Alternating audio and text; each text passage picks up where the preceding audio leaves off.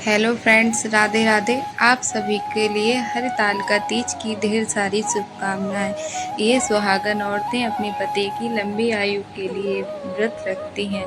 तो जान लेते हैं इसमें हमें किन किन चीज़ों की आवश्यकता पड़ने वाली है।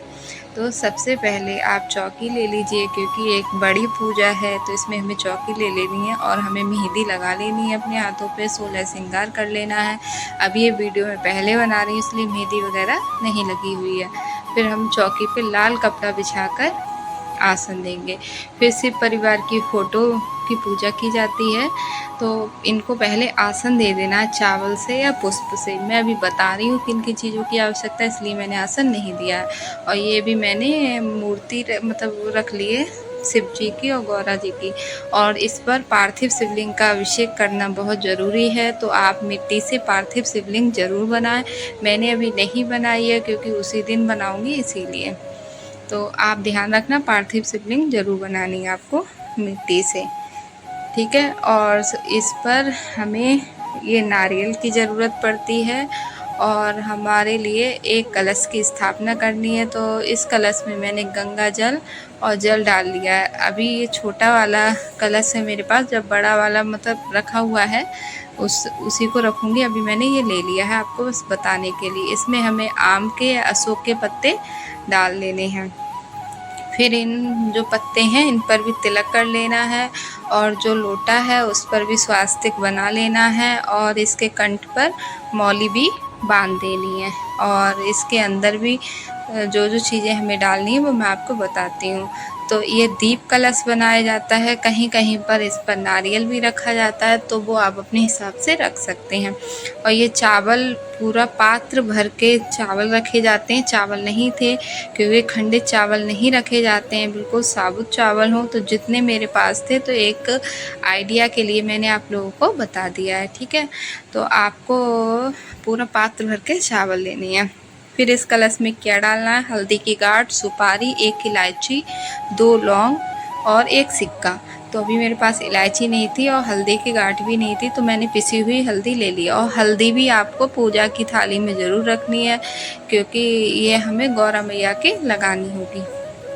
तो उस पर फिर ये सब कुछ डालकर, और कलावा, अगर वो नारियल आप रखते हैं तो इस पर कलावा आप लगा लें और मतलब कलावा लपेट लें। अगर आपके यहाँ पे कलावा नहीं रखा जाता है, दीप रखा जाता है, तो आप इस कटोरी में चावल के ऊपर दीप रख सकते हैं, तो ये दीप कलश हो जाता है। और जो हम दीप बनाएंगे उसमें 2 बातियाँ बनाएंगे, मतलब एक बाती में 2 बाती मतलब जोड़कर, ठीक है। इस तरह से इसको दीप कलश बोलते हैं। और जो हम इसमें गंगा जल डालेंगे तो गंगा, यमुना, सरस्वती सब गंगा के नाम ले लेंगे, ठीक है, इस तरह से। और इत्र सबसे ज़्यादा ज़रूरी होता है सभी पूजाओं में। हमें भगवान जी के लिए इत्र, क्योंकि ये सुगंधित होता है। और फिर हमें चंदन ले लेना है, अष्टगंध चंदन ले लें या शिव जी के लिए। और फिर हमने ये सिंदूर ले लिया है, क्योंकि सुहाग के लिए व्रत रखा जा रहा है, तो सिंदूर। और ये है भांग। और सिंदूर आपको क्या करना है, मतलब माँ पार्वती के लिए लगाना है, और ये बिल्कुल मतलब नया सिंदूर हो। और ये जनेऊ ले लिए हैं गणेश जी के लिए और शिव जी के लिए। कलावा ले लिया वस्त्र रूपी, मतलब वस्त्र के रूप में चढ़ाने के लिए। ये गौरा मैया के लिए चुन्नी ले ली है। और ये चावल हैं जिनसे हमें आसन देना होगा और पूजा में ज़रूरत पड़ने वाले। अभी थोड़े थे तो मैंने थोड़े ही चावल आप लोगों को दिखा दिए हैं। अभी जब पूजा करूँगी तो सारी चीज़ें मैं अपने हिसाब से मंगा लूँगी। और ये एक जल का लोटा अलग से रखना होगा, एक कलश के लिए लोटा रखना होगा, एक जल का लोटा रखना होगा। धूप की ज़रूरत पड़ेगी, माचिस की ज़रूरत पड़ेगी, तो ये सब कुछ रख लिया। और ये है मतलब मिठाई, तो आपको सफ़ेद मिठाई घर पर ही बनानी है। मार्केट से भी मंगा सकते हैं अगर आपको पता हो, बिल्कुल शुद्ध मिठाई हो। अभी मेरे पास नहीं थी तो मैंने जो मिठाई रखी हुई थी वो ही रख के दिखा दी है, इसलिए क्योंकि आप लोग भी ना भूलें और मैं भी ना भूलूँ। घंटी की ज़रूरत होगी, घंटी रख ली है। और एक प्लेट ले लेनी है जिसमें हमें कंडी मतलब गाय के गोबर का जो उपला होता है उससे हवन होता है, तो सामग्री ले लेनी है, कपूर ले लेना है, उस पे लौंग भी चढ़ाई जाएगी। तो इस वाली पूजा में हवन भी करना होता है। एक पात्र ले लेना है जिसमें पार्थिव शिवलिंग का हमें अभिषेक कराना है, ठीक है।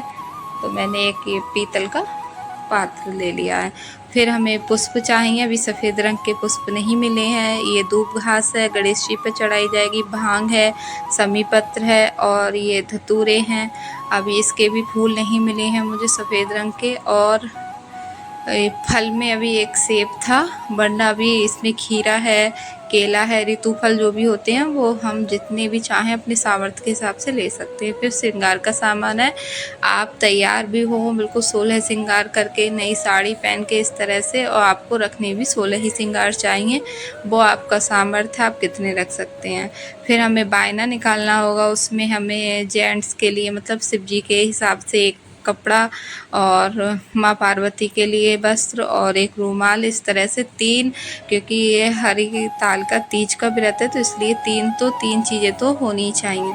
और ये चने, ये काले चने जो होते हैं ये भिगोकर, कच्चे चने, इनका भी मतलब ये भी ज़रूरत पड़ते हैं। और फिर साड़ी वगैरह या आप जो भी चीज़ चाहें वो दे सकते हैं। और ये देखिए दूध है, आप दूध से चाहें दूध से अभिषेक कर सकते हैं। और यह पंच मतलब सबको पंचामृत बनाकर दूध, दही, शहद, देसी घी और बूरा सब कुछ डालकर भी आप अभिषेक कर सकते हैं। आप अपने हिसाब से अभिषेक कर लीजिए। फिर ये गुलाल है, अभी मैंने नहीं निकाला है किसी बर्तन में क्योंकि इसमें 3-4 कलर का गुलाल है, वो सब बाद में मैं एक थाली में निकाल लूँगी। और ये केले के पत्ते हैं, इनसे मंडप बनाया जाएगा और फूलों का भी मंडप बनाया जाता है। और आपको मेरी ये वीडियो थोड़ी भी यूज़फुल लगी हो तो प्लीज़ कमेंट में ज़रूर बताना। और ये चुनरी है शादी वाली, इसको ओढ़ना है। और बाय बाय गाइज।